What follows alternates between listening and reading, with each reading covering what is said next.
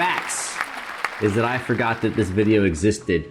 Someone requested it a long time ago. It sounded cool, like it would be a cool idea. Then I forgot it existed. Then it showed up and suggested, because Polyphia Goat is actually the first Polyphia song that I heard.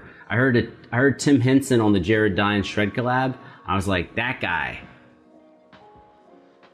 I really like that. I mean, he might be my favorite dude out of all the Jared Dine Shred collab people. It's probably Tim Henson.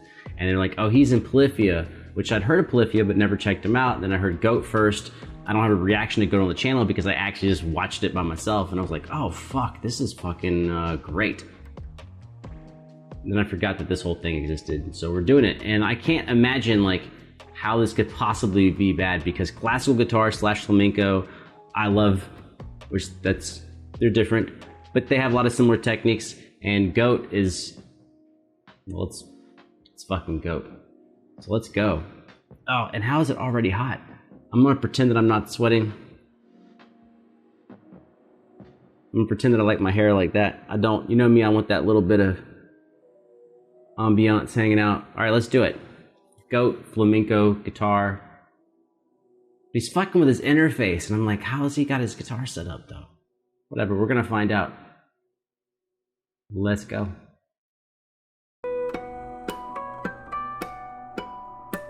Oh, nice harmonics.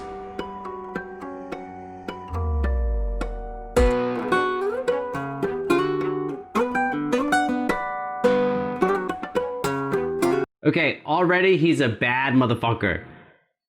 His stretches and his shifting is on point. Whoever this guy is I already can tell he's extremely stupidly good at guitar. And he's actually playing like a flamenco player in the sense he's using the cross-legged stance, which if you haven't played that way is kind of weird to get used to, but flamenco players all over the world do that.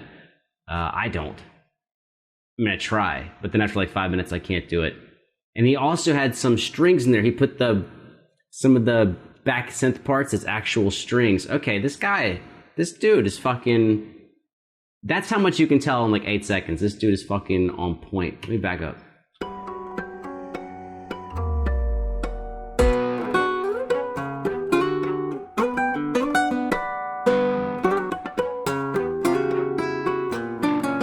He's doing all these things that I mentioned in other videos where you think I'm full of shit, but he's actually doing them all. So hold up, let's back up. We're gonna talk about some classical guitar. Hey, you're like, I thought we were reacting to stuff. We are reacting. I'm reacting to how fucking good he is a guitar player. I just have to. So watch. Hold up.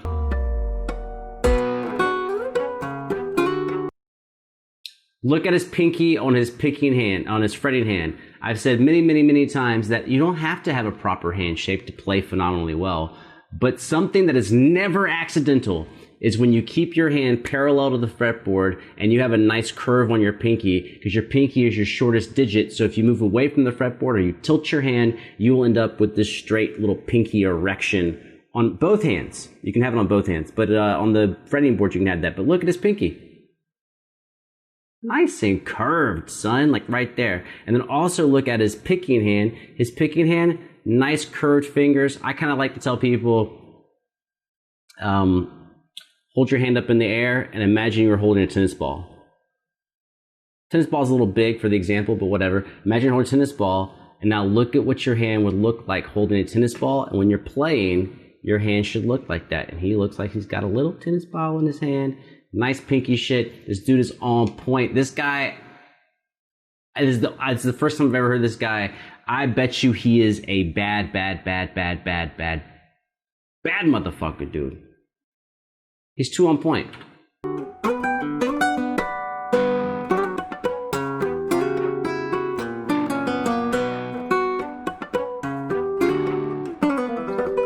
Woo! No, hold up.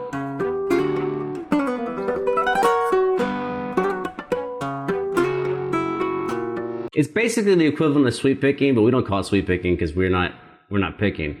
But when you rolled your digits in a row, like it's usually, sometimes you might drag your thumb so you can have 5 notes in a row.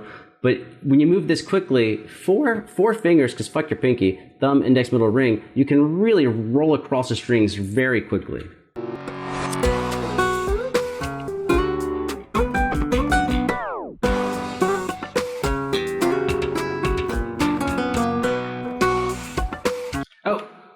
put on another technique. Right there.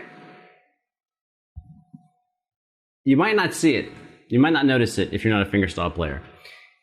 He's playing just his upper 3 digits, index, middle, ring, but his thumb is actually on the 6th string.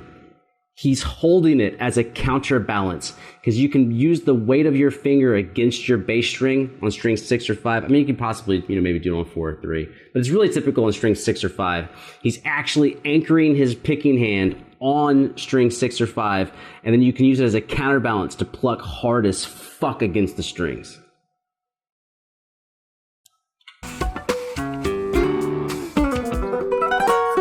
Dude's good.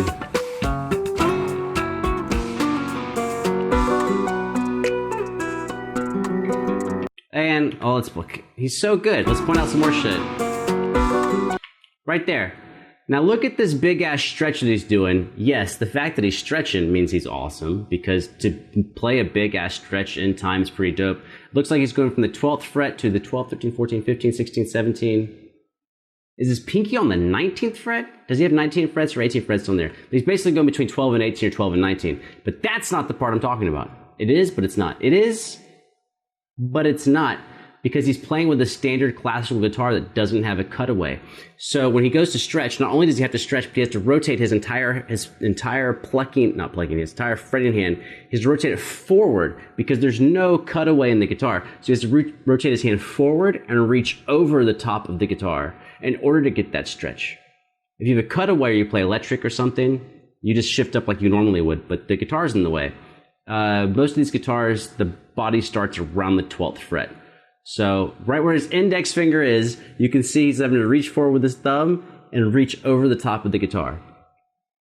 And okay, and naysayers may be like, well, why do that? Why not just get a cutaway? Cutaway guitars don't sound as good. Because if you have a stereo, right? You got a stereo. You got maybe an MP3 player, an iPod. You got something, and then you need to listen to it. So what determines how good it sounds? Your headphones or your speakers. I'm pointing back there, but my actual speaker's over here. But whatever, because you need to wait for the sound to get out, and the way it comes out is through your headphones or your speakers, which are both actually speakers. These are just smaller speakers for your ears. Speakers are bigger speakers for your room. But when you're playing a guitar, the speaker box is the guitar. The guitar itself is the thing that is vibrating the air and sending it out. So when you have a cutaway guitar, you're actually sacrificing the amount of air and volume that can move through the instrument. They just don't sound as good. So most everyone who is kind of a badass is not going to use a cutaway. Unless they're doing something like super electric on stage in front of like a shitload of people, because it's kind of different.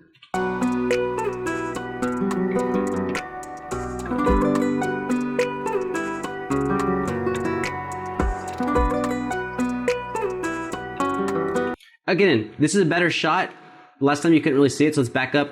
The camera's going to cut. I only backed up 5 seconds. The camera's going to cut looking down the neck, but focus on his picking hand, and you'll notice that even though he's not going super fast, you'll still see that he's actually anchoring his picking hand on that 6th string the whole time. Right here. And then he moves it.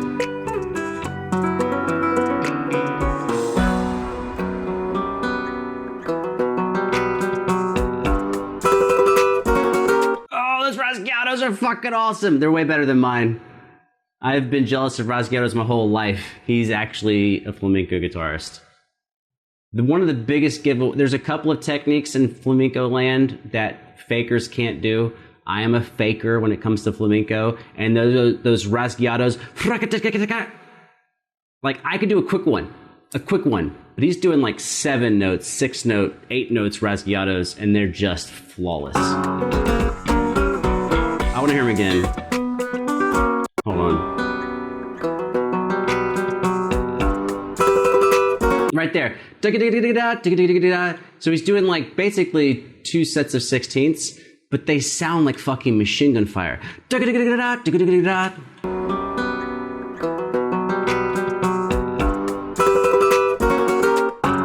he's good. guy's fucking awesome.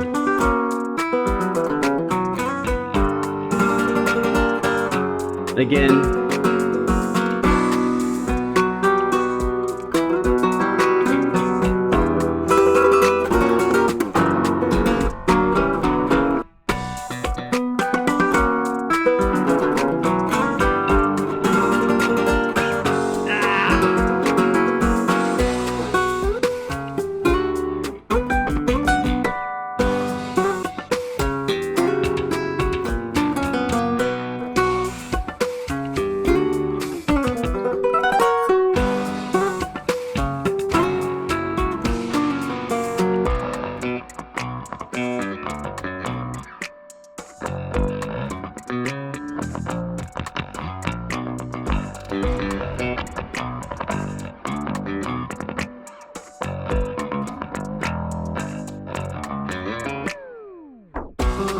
What? Okay, also a secret, this maybe not like a secret, but it's like kind of a secret, but it's not really a secret, is that if you can play fingerstyle guitar at a high level, you can learn to play bass very well, very quickly, because a lot of the sound of bass is really coming from groove and rhythm, which is really mental, not physical, and then your ability to play with your fingers and mute notes, control notes, get a certain type of rhythm going. So you have to hear the rhythm in your head, know how a groove feels, but then be able to execute it with your picking hand.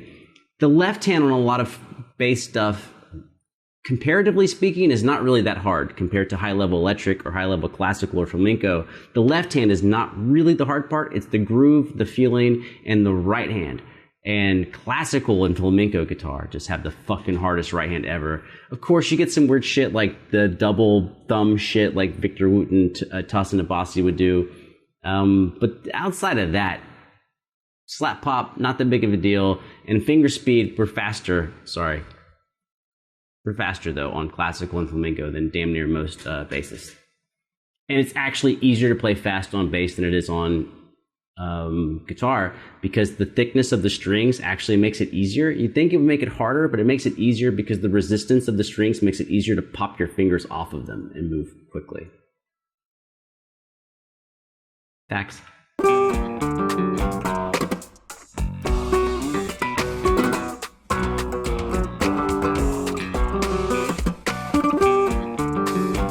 Oh, the cheat for that, the cheat code. When I said, okay, on bass, it's like easier to play fast than it is on guitar.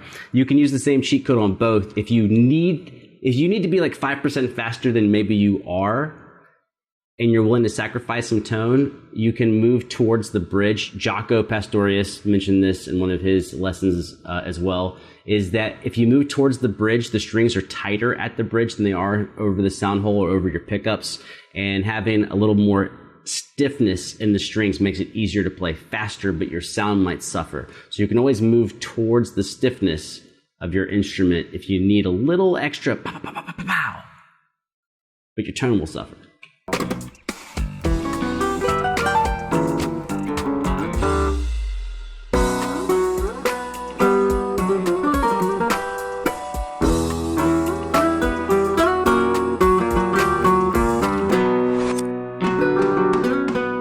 Fucking awesome.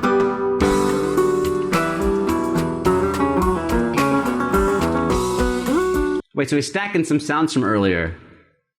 Interesting.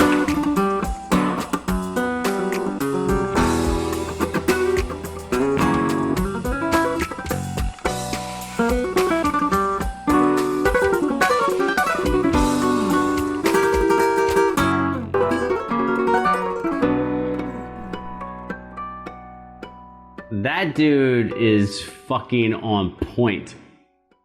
One of the few videos ever where I have not one single negative thing to say. I have nothing but just positive. I think his arrangement is fucking fantastic. And he went above and beyond. Not only did he make an arrangement that was great and encapsulated the entire feel of the piece, he went above and beyond. He did some bass work. He did some harmonies on the guitar. He didn't need to do that. He could have made the video, 1 minute long, 1.5 minutes, and he could just repeated the same section or something, and it would have still been astounding. But he knew what he's capable of doing, so he kept pushing the envelope. And even though we all, I think, as audience members would have been very satisfied. He just kept pushing and pushing and pushing and stacking and stacking. And then not only did he stack it, but he executed every time. Every single idea he had, he nailed. So he went big, he thought big, and he clobbered it. He just fucking destroyed it. 10 out of 10, a absolutely perfect performance.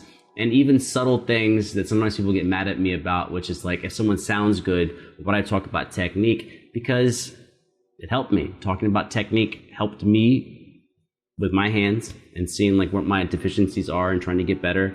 And so not only did he play it and kill it, but his technique was fucking phenomenal. Composition was great, execution was great, his vision was great, and his technical ability on both his plucking hand and his fretting hand, exceptional. And he also didn't sacrifice on his guitar. He could have played an easier to play guitar. He didn't. He played a harder to play instrument and just killed it. I don't know who that guy is, but he's a fucking savage. I guarantee you if he's got more videos, he is a fucking beast. Beast, beast, beast, beast, beast, beast, beast, beast, beast. It's very rare when you're watching guitar players to not see something that's weird, a little something that's not quite right. And that guy, holy fuck. And he didn't do anything insane. He didn't do like two-hand tapping shit or play the guitar behind his back. He played the guitar in an absolutely traditional manner. He did play it like in a traditional flamenco way. He was just flawless. That is a bad motherfucker, dude. Robert Svard? I don't want to say your last name, Svard, Robert Svard, but you are a bad man. That's one of these dudes. If he would offer to teach you guitar for $100 an hour, you should take as many lessons as he would give you, because that is a fucking deal. Like, who's worth $100 an hour? That guy's worth $100 an hour. Now, if you don't work hard, it's not going to be worth the money. Because the whole difference between him and someone who sucks is he can actually tell you how to do stuff. But if you don't work, you're not going to be able to do it. So if you're ready to work your teeth off, I don't know if he offers lessons, but if his lessons are, $50 a half hour, 60 a half hour, I would 100% jump on that. I think that's a great deal. And that being said, I'm thinking like, fuck, I might just want to, like, if he has lessons, I would pay him $60 for 30 minutes of just Rasguiato training. Just one technique, just the Rasguiatos. Just that. But dude, talk to me for 30 minutes about how you set that up, how you practice it, what are some exercises. I would 100% give him $60 for 30 minutes of his time to just elaborate his approach on that, because his execution is fucking dope. It's fucking amazing. That's a reaction. I'm glad we started with this. Puts me in a really good mood. Fucking out.